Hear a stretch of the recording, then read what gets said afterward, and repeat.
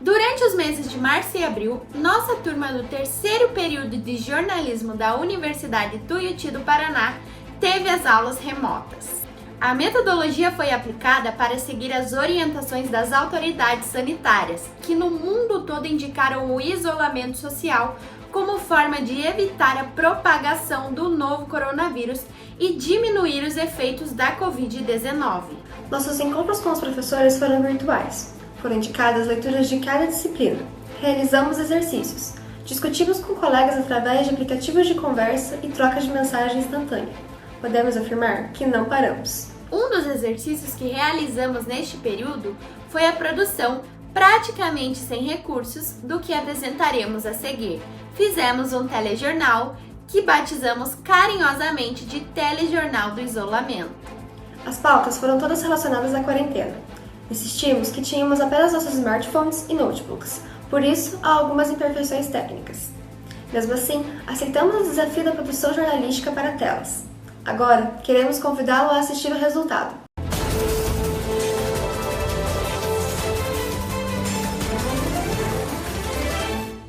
Isolamento social revoluciona sistema de ensino-aprendizagem. Aulas remotas são necessárias para que os alunos não sejam prejudicados durante o ano letivo. Trabalhar em casa também foi a solução para que setores importantes da economia não parassem. A nova rotina exige criatividade e organização. Empresários contam o que fizeram para diminuir as dificuldades que encontraram durante o período de isolamento social. E acabaram aquecendo o setor de entregas, considerado fundamental a quem enfrentou a quarentena. No principal grupo de risco, os idosos estão deixando de lado as atividades da rotina diária e estão procurando alternativas para preencher o tempo e não abalar o estado emocional. Aliás, na edição de hoje você vai conferir dicas para evitar a depressão causada pelo distanciamento, independente da sua idade. Está no ar o UTP News, edição de isolamento.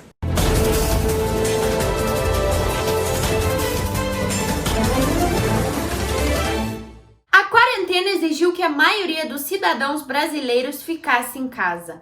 Mas aos poucos, as medidas de isolamento tiveram de ser flexibilizadas. Foi quando o então ministro da Saúde, Luiz Henrique Mandetta, aconselhou que todos usassem máscaras. Já que é para ficar em casa, por que não aproveitar o tempo para produzir medidas de proteção contra o coronavírus? No último pronunciamento do ministro da Saúde, Luiz Henrique Mandetta, uma nova recomendação chamou a atenção: o uso de máscaras caseiras. Máscaras de pano para os comunitários funciona muito bem como barreira, não é caro de fazer, faça você mesmo, tem na internet, faça a sua máscara de pano nos comunitários, lave por 20 minutos, seque, tenha 4 ou 5 de uso pessoal. Mandetta também disse que a equipe do Ministério da Saúde está preparando um protocolo que vai indicar diretrizes para a produção das máscaras e também vai orientar o uso correto do material. Existem alguns estudos publicados, não muito atuais, em outras situações que não do coronavírus, que mostram que aparentemente o tecido de algodão, o algodão forneceria uma boa barreira mecânica, em torno aí de 80%, para que ele recolha essas gotículas que eu elimino quando eu falo, tuço ou espirro. Mas o que eu destaco é que a gente tem que ter muito cuidado na forma de usar essas máscaras, porque se eu utilizar incorretamente a máscara, eu vou estar mais transmitindo para os outros do que protegendo o outro, né? Então, se eu tocar a máscara, se eu usar por um tempo muito prolongado, também ela deixa de ser efetiva. Então, a máscara ela precisa ser trocada a cada 2, 3 horas. A alternativa caseira seria uma forma de deixar somente para profissionais da saúde as máscaras cirúrgicas, em falta em muitos comércios. Em Curitiba, a Silvia trabalha com produção de máscaras há 1 ano, mas a causa inicial era outra. A causa principal eram pessoas com baixa imunidade, eram pessoas com câncer, né? Tanto é que nós temos alguns locais em Curitiba que nós doamos máscaras mensalmente. Com o surto da Covid-19, a demanda aumentou. Hoje, ela e uma equipe de 23 pessoas produzem cerca de 800 máscaras por mês. Trabalhavam somente na terça-feira à tarde, nós nos reunimos, né? Eram 24 mulheres. Hoje, o que acontece? Tá? Nós estamos trabalhando todos os dias, de segunda a segunda, né, para poder dar conta. Porque É muita gente procurando, é muita gente precisando. Eu acho que assim, acho que é um ato de amor. O que a gente puder fazer pelo próximo, por que não fazer? Né? Eu acho que é uma obrigação. Eu digo sempre assim, que é um privilégio você fazer alguma coisa pelo próximo. A determinação de ficar em casa mudou os costumes de muita gente. O home office foi a alternativa encontrada aos setores que não podiam parar e que puderam se adaptar ao distanciamento. Gisele Grem é programadora. Ronaldo Letes é executivo comercial. Suas profissões são diferentes, mas nesse momento os dois têm algo em comum: estão trabalhando em casa. O home office vem ganhando espaço no mercado de trabalho e, por causa do coronavírus, muitas empresas, assim como a de Gisele e de Ronaldo, aderiram a esse modelo de trabalho. Conforto, flexibilidade, privacidade, definição de horários, proximidade da família. As vantagens de trabalhar em casa são inúmeras. Mas, em contrapartida, todo esse conforto que o home office oferece é cercado de desafios. Estou fazendo home office faz 3 semanas, estou fazendo o mesmo horário e eu acesso o servidor que está lá no Batel. Tenho contato com a equipe o tempo inteiro, nós conversamos pelo Teams, pelo WhatsApp, a gente faz uma reunião diária pelo Zoom ou pelo Hangouts. Então, a equipe continua da mesma forma, só mudou o local mesmo, o trabalho continua o mesmo. Então, meu trabalho é totalmente externo, na rua mesmo, né? Então, essa questão da quarentena me impactou bastante. Estou utilizando mais as ferramentas aí, Skype, comunicação via WhatsApp, mas antes a gente já conversava todo dia presencialmente, né? E agora a gente está fazendo tudo via Skype. Assim, eu trabalho bastante fazendo ligação, então, aqui em casa. Então, a questão do barulho é algo que me incomoda. Então, às vezes a minha esposa está conversando também, referente ao trabalho dela. Às vezes tem uma TV ligada, às vezes é um vizinho que faz barulho. O meu casal de passarinho começa a piar. Então, tudo às vezes impacta nisso, mas a gente vai trabalhando conforme dá, né? Mesmo sendo uma consequência de um problema tão sério, o home office mostrou para muitos que pode ser mais uma alternativa de trabalho. Eu acho que está sendo bem produtivo, eu achei que ia ser pior e está rendendo bastante, está bem legal. Gostei da experiência. No Paraná, as aulas presenciais foram suspensas. A alternativa das instituições foi otimizar a plataforma de ensino à distância para que os professores continuassem a aplicar as atividades e compartilhar conteúdo. Olá, muito boa noite para você aí de casa. Estou aqui com ele, coordenador e professor do curso de jornalismo da Tuiuti, Fábio Witzke, para esclarecer algumas dúvidas e falar um pouco mais sobre essa nova rotina de ensino durante o isolamento social. Boa noite, Fábio, tudo bom? Boa noite, tudo bem? Boa noite para quem está aí em casa nos acompanhando. A Tuiuti já contava com a plataforma digital de ensino à distância, né? A primeira questão que eu quero saber é de como foi essa adaptação dessa plataforma do ensino à distância para um volume tão grande de alunos e em tão pouco tempo. Bom, Rodrigo, a adaptação não foi fácil, tá? A gente já tinha plataforma porque é uma regra que os cursos no Brasil inteiro, os cursos presenciais, precisam ter até 20%, né, agora ampliado para até 40%, das suas disciplinas em EAD. A Tuiuti já tem 20% já em funcionamento. O processo nosso para adaptação agora nesse tempo de pandemia foi preparar os professores para esse novo modelo. Nós chamamos ele de sistema letivo remoto, que são aulas remotas via aplicativo e o conteúdo ministrado, avaliações e outros conteúdos ministrados no AVA. Foi um tempo bastante pesado, bastante trabalho, mas em torno de 450 professores foram treinados. Treinados é uma maneira muito técnica de dizer, mas a verdade é essa. Foi um treinamento intenso ao longo de 1,5 mais ou menos, e no prazo aí depois dessa 1,5, em 2 semanas, boa parte dos conteúdos já estavam no AVA. Claro que com algumas adaptações necessárias, né? E uma questão que você falou é da interatividade, né? Como você mesmo disse, não é um curso à distância, né? De contenção, né? Eu queria saber em quais meios os alunos mais estão utilizando para sanar as dúvidas com os professores. Então, eu acho que a resposta, Rodrigo, não é apenas criar um canal, mas fortalecer todos os canais de comunicação com os alunos. Sejam professores, representantes de turma, os grupos de WhatsApp, os grupos de e-mail, as reuniões via aplicativo. Então, nós ampliamos e a gente realmente quase que saturou a informação, né, de tão presente que a gente se fez aí nesses grupos, para que nenhum aluno se sinta desinformado. Mas, à medida do possível, acho que agora eu já consegui equalizar. Correto. E as aulas presenciais já tem alguma data para retornarem, né? A universidade, desde que iniciou a paralisação, ela está com uma política muito clara, né? Que é a cada 15 dias emitir um comunicado. A função do comunicado é, em primeiro lugar, posicionar a universidade quando que deve retornar às aulas presenciais. Essa é a grande dúvida, né? É isso que o aluno quer saber, quando que volta, né? Então, o último comunicado deixa oficial dia 4 de maio. É essa data que a gente trabalha até então, não há nenhuma mudança nessa previsão. Tá certo. Mas caso haja uma prorrogação novamente do prazo, a universidade já conta com algum planejamento para as atividades do segundo bimestre? Sim, já conta, Rodrigo, conta com certeza. Mas se ocorrer desse prazo se estender mais uma vez, além do dia 4, a universidade só estende esse prazo se acontecer um planejamento anterior. Ou seja, não é assim, vamos estender o prazo e aí a gente vê o que vai acontecer.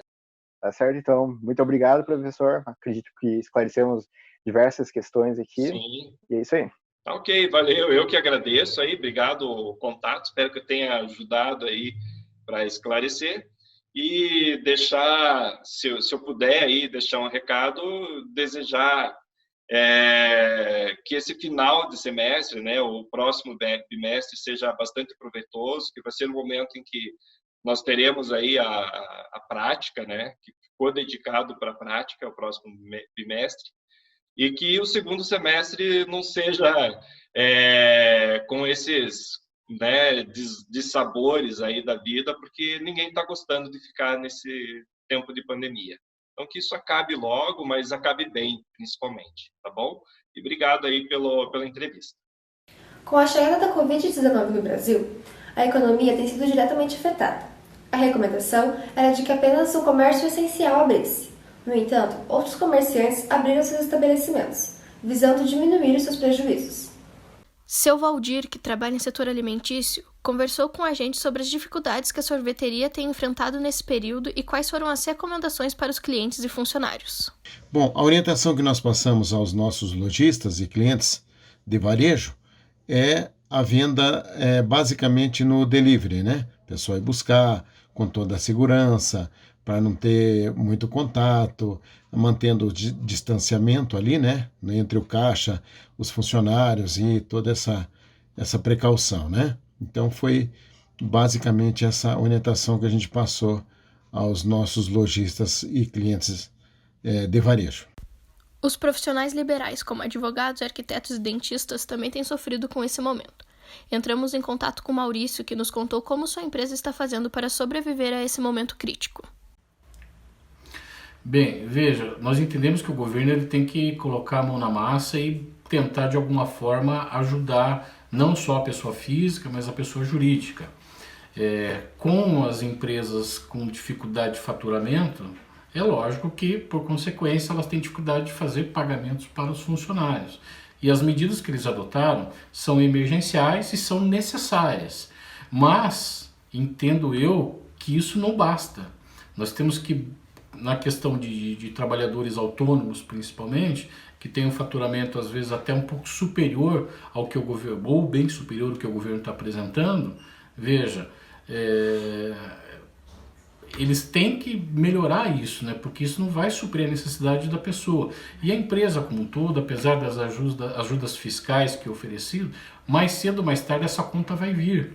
Então, as medidas elas têm que ser ajustadas, tem que ser melhor pensado, tem que buscar, de alguma forma, um equilíbrio maior para tentar passar por esse momento de dificuldade, passar por esse momento de extremo sofrimento para todos, né? Porque desde a manicure até o empresário hoje que está sem faturamento, né?